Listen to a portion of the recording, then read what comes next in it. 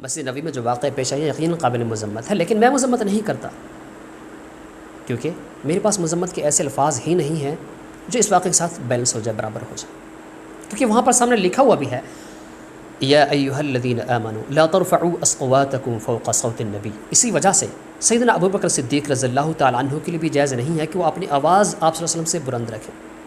سیدنا عمر فاروق رضی اللہ تعالیٰ عنہ کے لیے بھی جائز نہیں ہے، سیدنا عثمان غنی رضی اللہ تعالیٰ عنہ کے لیے بھی جائز نہیں ہے، سیدنا علی المرتضیٰ رضی اللہ تعالیٰ عنہ کے لیے بھی جائز نہیں ہے۔ اسی وجہ سے امت مسلمہ کا متفقہ فیصلہ ہے یہاں پر یہود و نصارہ کا داخلہ بھی ممنوع ہے، کہیں یہ مسجد نبوی کی بے حرمتی یا آپ وسلم کی توہین نہ کر دے۔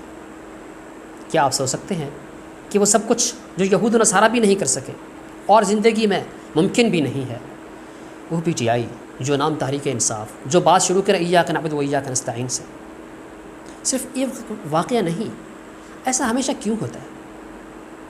آپ کہتے ہیں شاید یہ اتفاقاً ہو گیا، کہ یہی اتفاق انگلینڈ یا نیو یارک واشنگٹن میں نہیں ہو سکتا تھا اگر آپ کو یہ سب کچھ کرنا بھی تھا۔ یہ لوگ اوپر سے نیچے تو نہیں تھے، یا نیچے سے دوبارہ اوپر تو جانے والے نہیں تھے، پاکستان میں ہی واپس آتے، پاکستان میں یہ سب کچھ کر لیتے۔